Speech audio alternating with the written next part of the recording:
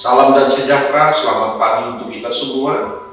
Sebelum kita mulai segala aktivitas kita, dengarlah firman kehidupan pagi hari ini, 2 Oktober 2021. Lakukanlah yang baik. Matius 5 ayat 29. Saudara-saudara, panca indera kita diciptakan Allah untuk kelengkapan hidup kita. Panca yaitu 5, sedangkan indera sistem pada tubuh manusia untuk mengenali, merasakan, dan merespon stimulus secara fisik. Saat suatu indera mengenali atau merasakan sesuatu, indera akan mengumpulkan informasi untuk memberikan respon terhadap apa yang diketahui.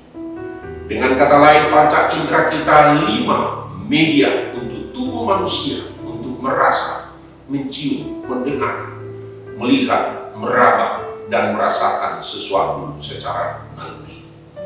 Saudara-saudara, apakah Yesus benar-benar mengajarkan hukum potong cungkil secara rupiah di dalam Nats dengan hukum mutilasi tubuh untuk masuk surga atau neraka? Di sini Yesus sedang menegaskan secara totalitas hidup orang-orang beragama, orang-orang yang percaya kepada Tuhan Yesus, baik bagi umat Yahudi yang pada saat itu yang nampaknya tampil sempurna dan taat akan hukum Taurat, dan juga termasuk murid-murid Yesus, baik dalam pemahaman tentang hukum Taurat maupun dalam penyempurnanya, yaitu hukum kasih. Ketaatan adalah mutlak dan berlaku seutuhnya. Tidak satu bagian taat atau bagian lain tidak. Apakah benar-benar Tuhan Yesus secara harafiah memerintahkan hal yang sedemikian untuk mencungkil mata atau memotong tangan? Tentu tidak. Mengapa? Hal-hal berikut ini menjadi alasan mengapa pernyataan tersebut tidak bermakna hurufiah, yaitu yang pertama, kalimat-kalimat untuk mencungkil mata, memenggal tangan sebenarnya adalah gaya bahasa yang bersifat teguran yang keras. Dalam pengajaran bahasa Indonesia kita mengenal ungkapan majas atau gaya bahasa untuk menyampaikan pesan secara imajinatif dan kias atau konotasi. Ada bermacam-macam majas yang merupakan gaya dan cara penyampaian untuk mengutarakan maksud atau perintah tertentu. Dalam kehidupan sehari-hari kita sering memakai majas atau mendengar orang lain memakai majas untuk menyampaikan maksud. Misalnya, mulutmu adalah harimau. Maksud dari kalimat itu bahwa setiap kata yang kita sampaikan bisa menyakiti hati orang lain. Agar kita berhati-hati dalam berbicara, mengungkapkan sesuatu supaya tidak menyinggung orang lain. Kalimat majas lain juga ada. Lebih baik miskin daripada kaya, tetapi masuk surga. Maksud dari kalimat tersebut bukan benar-benar ingin menjadi miskin, tetapi maknanya adalah hidup itu harus jujur, harus tulus, dan benar-benar supaya jangan membuat kita jatuh ke dalam dosa demi untuk meraih kekayaan.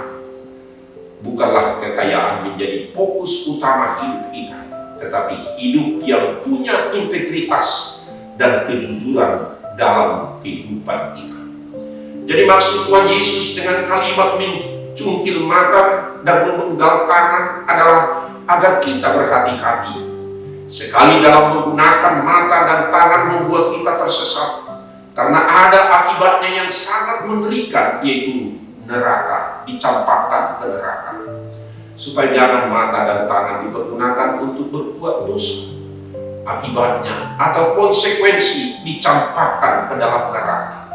Salah satu bahagian panca indera melakukan dosa, ancamannya adalah hukuman neraka yang begitu mengerikan, yaitu dicampakkan ke dalam neraka.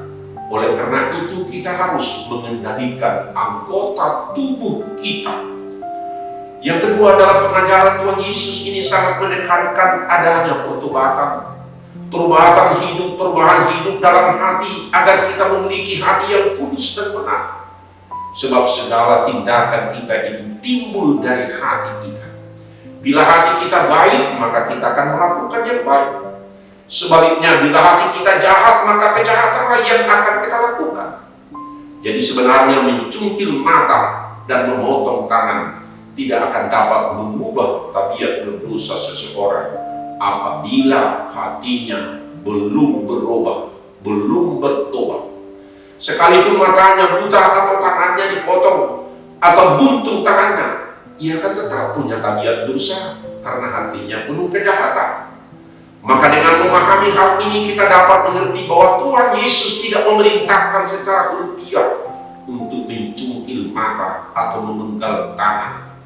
Tetapi perkataan Yesus bermakna agar kita sungguh-sungguh menjaga tingkah laku kehidupan kita secara keseluruhan, menjaga agar jangan dicampakkan ke dalam neraka. Yang ketiga, dalam memahami nats kita harus melihat konteks dan membaca ayat sebelum dan sesudahnya, serta mengartikannya dengan ayat-ayat lain dalam Alkitab. Misalnya kita lihat dalam Roma 8 ayat 13 dikatakan, sebab jika kamu hidup menurut daging, kamu akan mati. Tetapi jika oleh roh kamu mematikan perbuatan-perbuatan tubuhmu, kamu akan hidup. Nas ini menekankan supaya kita hidup menurut kehendak Roh Kudus dan mematikan perbuatan-perbuatan tubuh. Jadi karakter dan ciri khas kehidupan orang percaya, orang beriman adalah menuruti Roh Kudus dan mematikan perbuatan-perbuatan daging.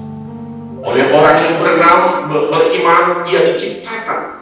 Tuhan menciptakan, diberikan kepada kita panca indera, mata, tangan, kaki, dan lain-lain, supaya melakukan yang baik sesuai dengan kehendak Allah. Maka firman kehidupan hari ini berkata, dalam Matius 5 ayat 29, saya ikuti juga dengan ayat 30. Maka jika matamu yang kanan menyesatkan engkau, cungkillah dan buanglah itu, karena lebih baik bagimu jika satu dari anggota tubuhmu binasa daripada tubuhmu dengan utuh dicampakkan ke dalam neraka. Dan jika tanganmu yang kanan menyesatkan kamu, engkau penggallah dan buanglah itu, karena lebih baik bagimu jika satu dari anggota tubuhmu binasa daripada tubuhmu dengan utuh masuk neraka. Karena itu saudara-saudara, demi kemurahan Allah, aku menasihatkan kamu supaya kamu mempersembahkan tubuhmu sebagai persembahan yang hidup dan yang kudus, yang berkenan kepada Allah. Itulah ibadahmu yang sejati. Janganlah kamu menjadi serupa dengan dunia, tetapi berubahlah oleh pembaharuan budi, sehingga kamu dapat membedakan kehendak Allah, apa yang baik, yang berkenan kepada Allah, dan yang sempurna. Karena itu tubuh kita hanya dipergunakan untuk melakukan kebenaran dan kebaikan bagi Tuhan dan sesama manusia. Maka jelas bahwa perintah Tuhan Yesus agar kita menjaga anggota-anggota tubuh kita terhadap dosa bukan berarti kita harus mencungkil, harus memenggal anggota tubuh secara harfiah. Tetapi saudara-saudara yang dikasihi Tuhan, perintah Yesus dalam hal ini dengan keras supaya kita memperhatikan sungguh-sungguh agar jangan masuk ke dalam kebinasaan yang kekal. Marilah kita pakai mata ini untuk hal-hal yang suci, dan tangan dan kaki melakukan hal-hal yang baik sebagaimana yang dikehendaki oleh Allah. Marilah kita persembahkan tubuh kita ini, persembahan yang hidup, yang berkenan di hadapan Tuhan, supaya kita masuk ke dalam kerajaan surga yang kekal. Amin. Marilah kita berdoa. Terima kasih Tuhan atas firman kehidupan yang Tuhan sampaikan kepada kami, supaya kami mempergunakan panca indera kami, tubuh kami, mata, tangan, dan kaki, dan seluruh aktivitas kehidupan kami melakukan yang baik untuk berkenan di hadapan Tuhan, supaya kami menjadi pewaris kerajaan surga, supaya kami tidak terbuang masuk ke dalam neraka.